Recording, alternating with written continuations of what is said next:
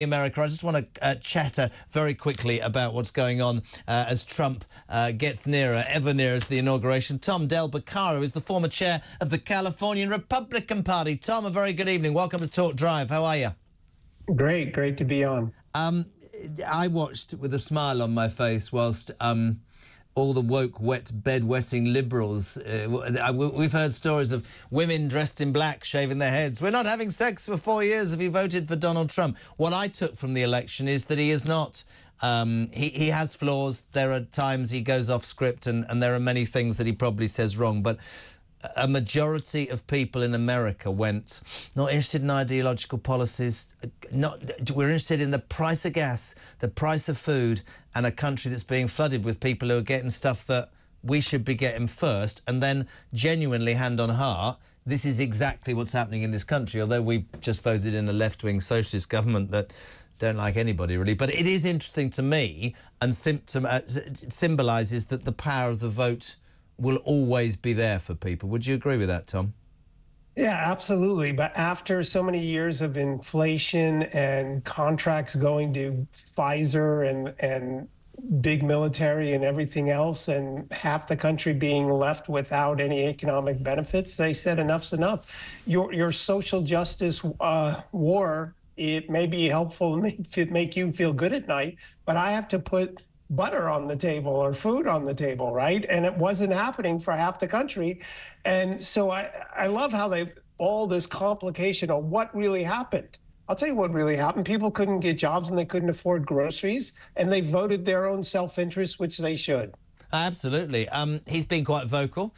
Today we discovered that a judge dismisses the special counsel's election case against Trump. This was about denying the election in 2020 and Joe Biden. He always said they were politically motivated charges. I mean, he really is Teflon man, isn't he? Because I wanted to ask only, because I've had a few emails about this, they've been dismissed. Can they then be... Is this because he's president? Can they be brought back, or the fact that they're dismissed, is that it gone forever?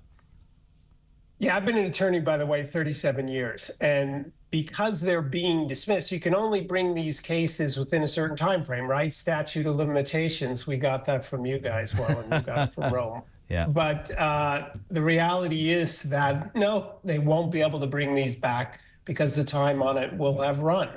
This was lawfare from the beginning. It never would have been brought if he wasn't running. And so there's a certain justice in these being dismissed. The gentleman, Jack, what's the name of that special counsel? Is it Jack? What's his name?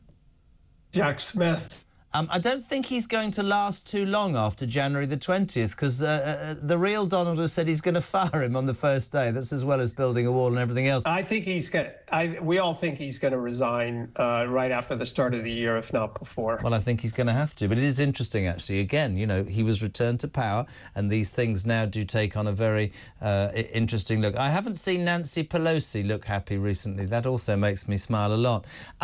Donald has been very, very honest in what he says. He's going to take drastic action against Canada, Mexico and China to stop the border invasion. He's talked about elite troops withdrawing people out of your country, and if they come back 10 years. I know people in this country who would love to hear that, this side of the pond. Others would be appalled. Come on, open up your homes and whatever. But I just get the feeling that Donald Trump has captured the imagination of the majority of America. And I think, as I say, there will be people in this country crying out for the same, really. Yeah, absolutely. Look, the fentanyl crisis on the border is costing 80,000 American lives. That's more than died in the entire Vietnam War. That's 80,000 plus a year. Wow. China sends the materials over to Mexico. The cartels make the drugs and bring them across. Biden administration not only didn't do anything about it, they allowed so many people to walk across the border. When I ran against Kamala Harris for U.S. Senate in 2015, I said in the nuclear terrorist age, you can't have an open border like they do. So he's saying, Mexico, if you're going to continue this business as usual to be a conspirator in the killing of so many Americans, you're going to pay a high price. And Americans will back him on that, and Mexico will back down.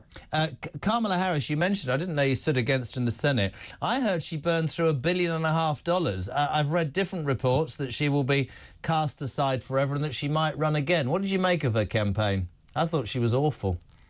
Yeah, well, look, if you can't answer a reporter's question, you're probably not going to be able to answer Putin's No. question. Is that a hard thing to imagine, right? So, look, when I ran against her, she was sort of, we call it an empty suit. She was an empty suit then. She's an empty suit now. But America has a way of politicians returning after many years. She could win in California, and maybe that's how she rehabilitates herself. But the reality is California is run very poorly now, and if she was in there, it would only get worse. Really great to speak to you, my friend.